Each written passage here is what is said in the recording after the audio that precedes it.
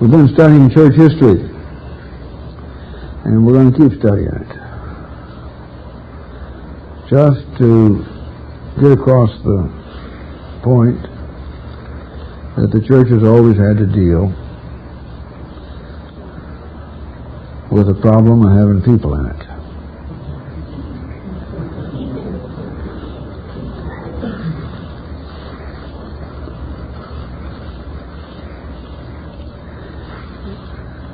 And the problems of the church usually occur when some of those people forget they're people and think they're God, or His only right representative on earth. I thought you might like to get acquainted, just to take a little break from the heavy history of the early church, to get acquainted with those translators of the King James Version of the Bible. Translators Revived, Biographical Notes of the King James Version Bible Translators by Alexander McClure. Lancelot Andrews. You don't have to remember all the names. You'll start to get a feel that most of them have a little more training than Jimmy the Jerk. Lancelot Andrews was born at London in 1565. He trained chiefly at Merchant Taylor's School in his native city till he was appointed to one of the first Greek scholarships of Pembroke Hall in the University of Cambridge. Once a year at Easter, he used to pass a month with his parents. During this vacation, he would find a master from whom he learned some language to which he was before a stranger. In a month. In this way, after a few years, he acquired most of the modern languages of Europe. Well, he learned one every vacation.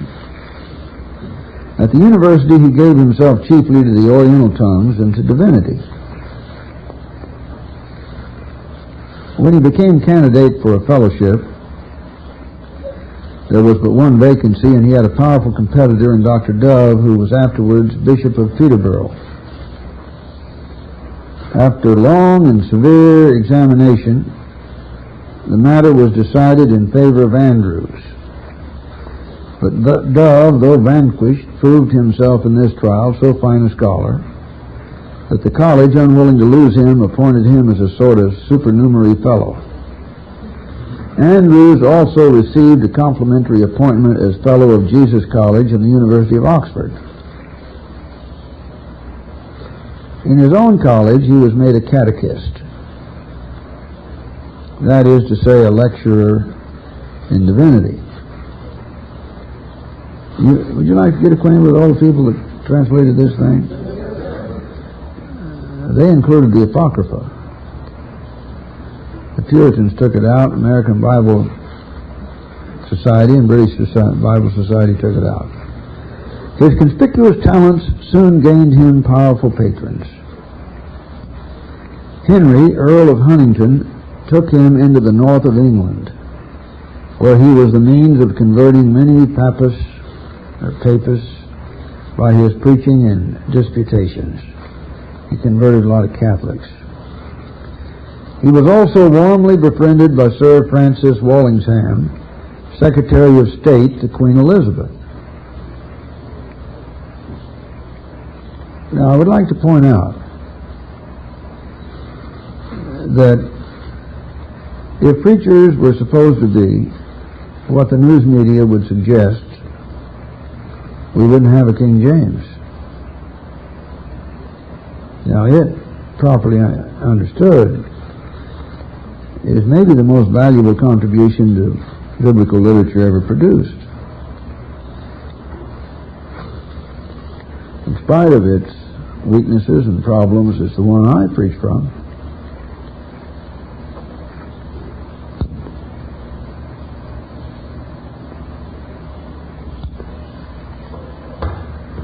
But those who translated it were not as stupid as some who use it.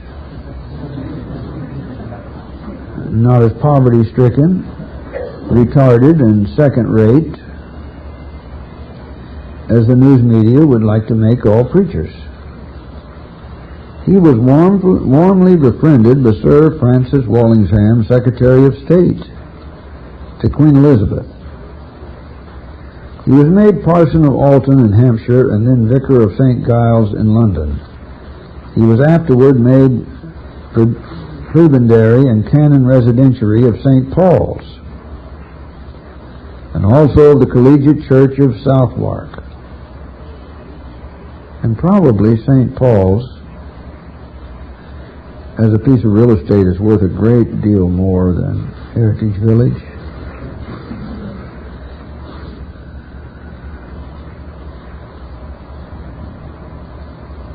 I doubt 500 million would touch it. He was afterwards, I read that. He lectured on divinity at St. Paul's 3 times each week. On the death of Dr. Fulk in 1589, Dr. Andrews, though so young, was chosen master of Pembroke Hall, where he had received his education. While at the head of this college, he was one of its principal benefactors. It was rather poor at that time, but by his efforts, its endowments were much increased. He raised money. And at his death, many years later, he bequeathed to it, besides some plate, 300 folio volumes and £1,000 to found 2 fellowships. How about that? He was rich enough himself to found 2 fellowships, £1,000, a lot of money in those days, and 300 folio volumes that you don't buy for the same price you pay for a National Enquirer.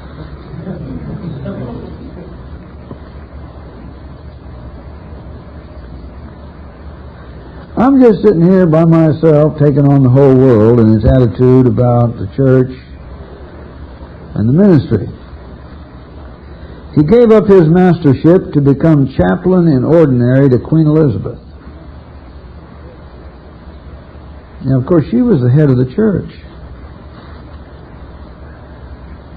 I'll bet you her castle cost more than Jim Baker's house at Fort Hill. Plus, she had summer palaces, and vacation palaces, and yachts.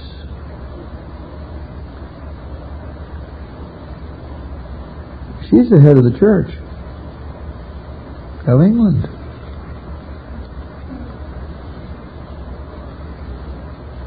Now, there is nothing wrong with that tendency in mankind to want to add perks to the position of leadership as a testimonial of its value, regardless of who occupies it. There's an old saying in the Catholic Church that I can't say on the air, but I'll clean it up. The Pope may be illegitimate, but he's the Pope.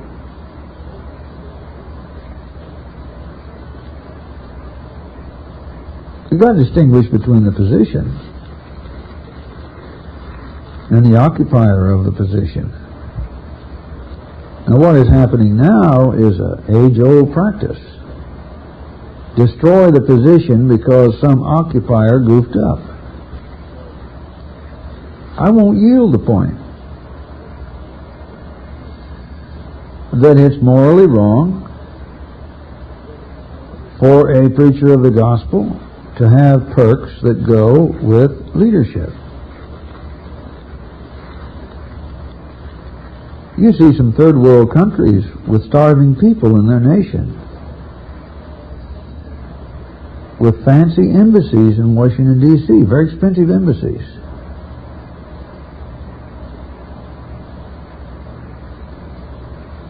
I remember being in the Philippines in 1963. visiting Lahonda. Maybe one of the worst slums in the world. Right in the middle of the slums was the Catholic Cathedral.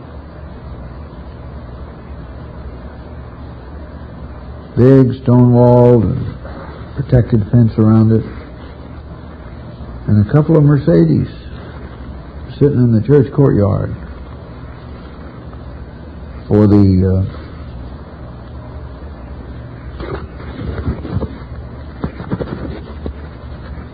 priest to use.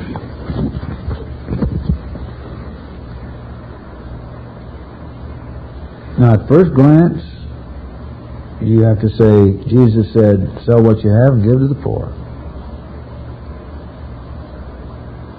But the Catholics of that slum area wouldn't have wanted that, didn't want that.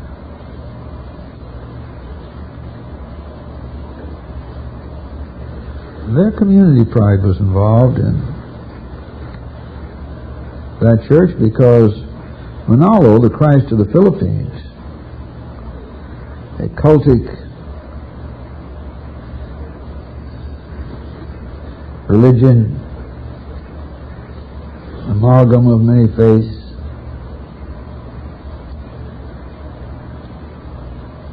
built vast and giant temples. They didn't want the testimonial of their faith to be viewed as second-rate alongside Manalo rather. And I used to belittle some of the cheap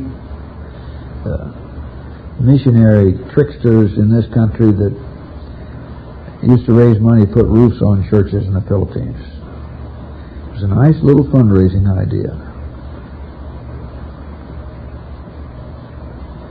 Because it didn't cost as much to put a roof on a church as it did to build a whole church, and lots of businessmen could feel good about themselves saying, I roofed a church here, and I roofed a church there, and I roofed another church everywhere.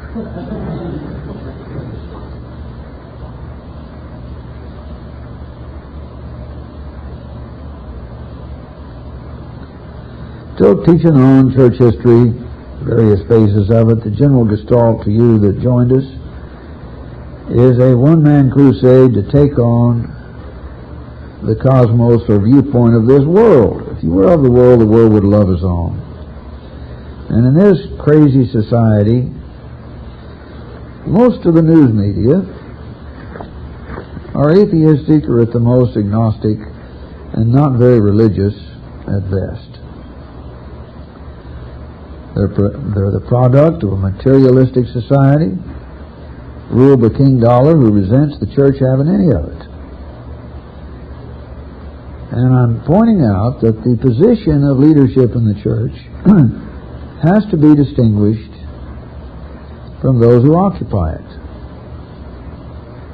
And I was in the midst of describing a scene in the Philippines where I visited Lahonda, the slums of the Philippines. And in the midst of those slums, the Catholic Cathedral stood out in grandeur, with Mercedes to drive the priests and the nuns around, parked behind their gates. And I said, I found no one in the Catholic community of that slum area that really believed in eternal things with a Catholic position that wanted that torn down to feed the poor.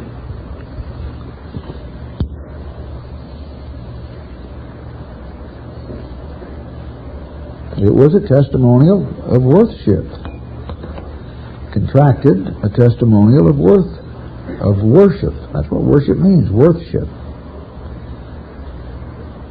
They didn't want their testimonial to the value of their God to play second fiddle to Manalo, the Christ of the Philippines.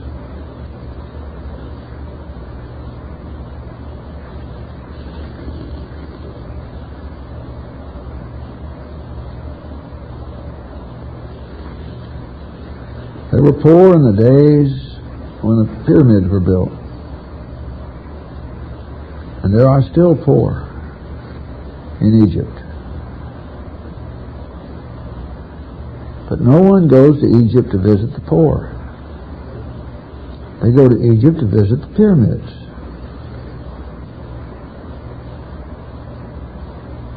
One of the 7 wonders of the world and the last to stand.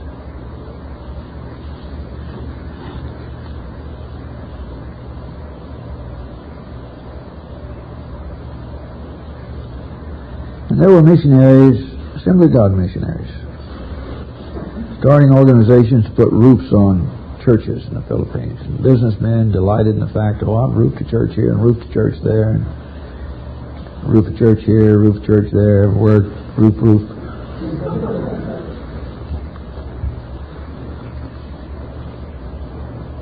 At Baguio, the summer capital of the Philippines, I drove by one of the churches. The sign was all bent and dented. People had thrown rocks against it. The church was ill-kept and unpainted. And the missionary that was with me, a little 24 people maybe that went to that church, their first request was, tell Brother so-and-so we need him to put a new roof on his church. You could stand in front of that dilapidated structure that had no sense of value to it, that had created bad Christians who wanted Brother so-and-so to put another roof on it, who had maintained it or taken care of it, and you could stand in front of it and see the giant temple to the faith in Manalo that was built in the same summer capital. What I dislike about the current flap is the implication by a world that has no respect for God or the things of God that it's somehow wrong to heap perks on the testimonial and representative of leadership of religious faith. The general idea of the world is that if you are a religious leader, you should be poverty-stricken, retarded, or just plain generally stupid. And again, I repeat, I've been in Washington and seen some rather fancy embassies from third world countries that have starving people in them. They're not going to do business and improve the conditions of their country if they ask the powers that be in this country to come to a gathering at their embassy that is a storefront in the slums that's rented because they're putting all their money into the poor in their country. There are perks attached to leadership because of what leadership symbolizes. Now, there's just a lot of people, members of a church group that was considered across the tracks for so many years by the establishment church world, that were proud to take their friends and relatives to Charlotte, North Carolina and say, look what Lee did for God. Now that ain't my bag. I'd rather seize a territory in the heart of a great city and thumb my nose at the gods of Mammon and say we reserve the best for God. And nobody can ever fault me with, those who help me. They can never fault us for having our sights too low. When we go for something, we go for it. I just wish there'd been more of us to go for it. And the last chapter ain't writ yet, friend. Which is why I'm trying to get you back on the track. I talked to some Jewish people. They invited me over to dinner. They said if the Jewish rabbi doesn't drive a Cadillac at our synagogue, the people are going to get disturbed. It doesn't matter about whether or not he is deserving of a Cadillac and whether some hungry mouths among the poor have not been fed. their pride in their synagogue and the position of their rabbi, they want him driving a Cadillac.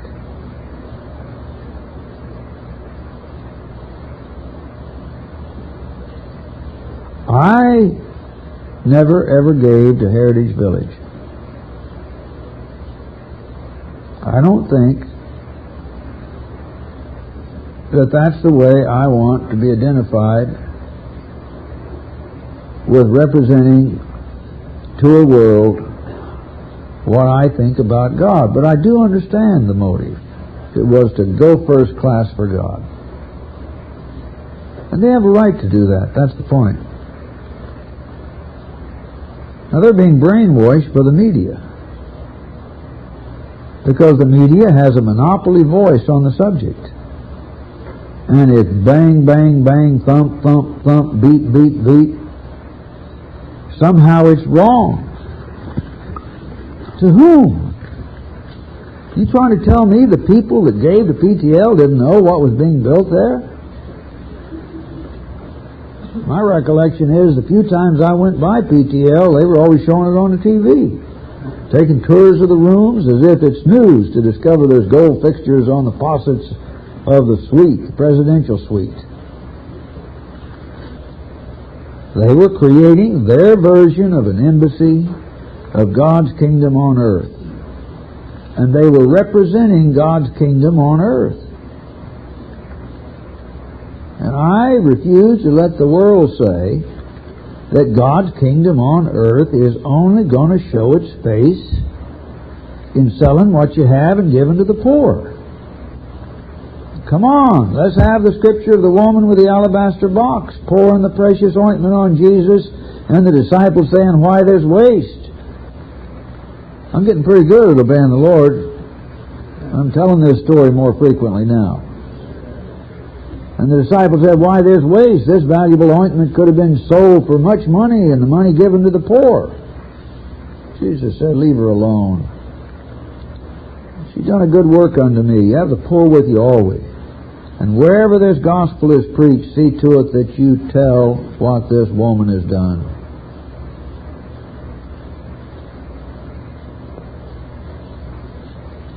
The one thing I admire the most about the Catholics is Vatican City. And I understand that they published their assets not long ago, $500 million.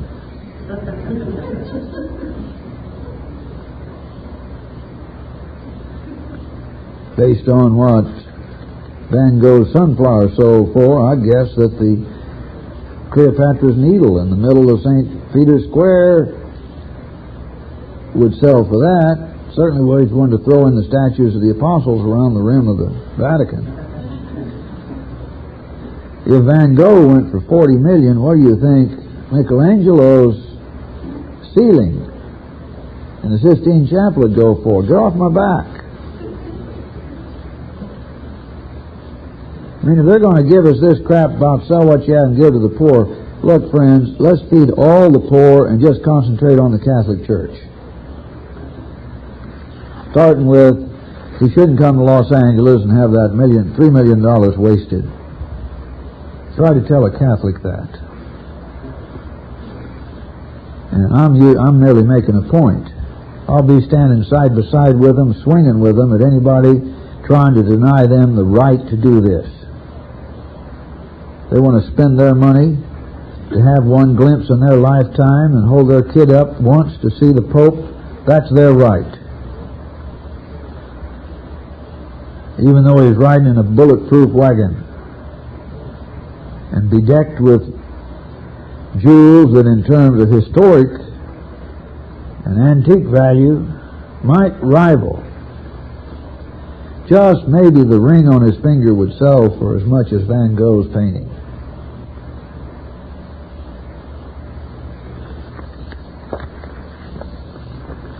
Now we're getting acquainted with, to take a little diversion from the heavy stuff we've been doing, the individuals who translated the King James Version of the Bible.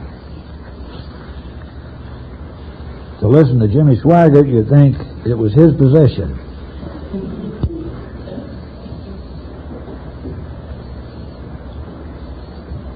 And the general subject matter I'm getting across is just because one guy messed up in the position of religious leadership gives no right for the tigers in the press to destroy the respect for the position of ministry that God intends for those that He has given to the church. A man's gift maketh room for him.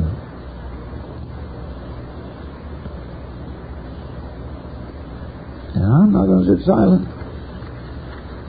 I did a PhD at Stanford. I don't have to look for work.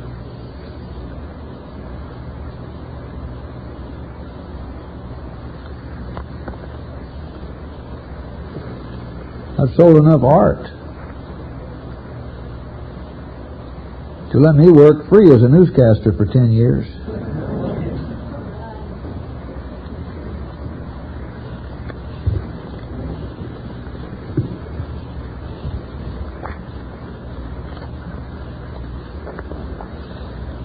Not all ministers are jerks. Lancelot Andrews. This book is about those who were the committee of translators for the King James Version. He was born in London. Was so smart that he would, on his vacation once a year at Easter, he'd pass a month with his parents, and on this vacation he'd find a master from whom he learned some language to which he was before a stranger. And this way, after a few years, he acquired most of the modern languages of Europe, learning a language every year in a month. He became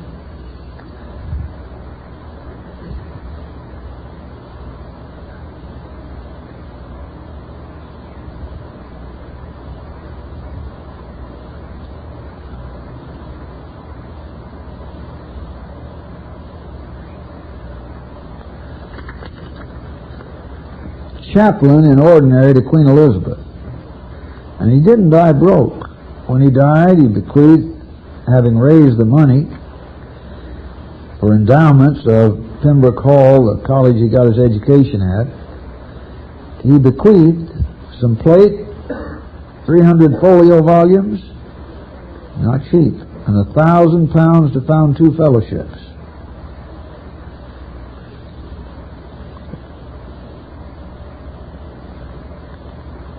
Well, you get the idea that a minister of the gospel is not supposed to have anything.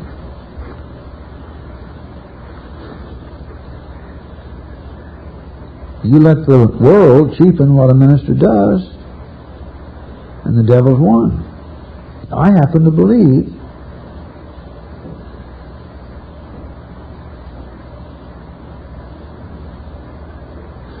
that the work that I do is worth more than what all the news media do.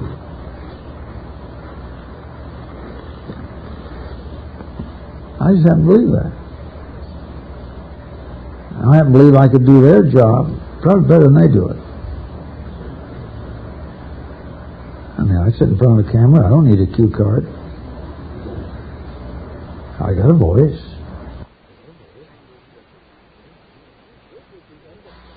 This is the end of Side 1. For more of the teaching, please turn the tape over for Side 2. Thank you.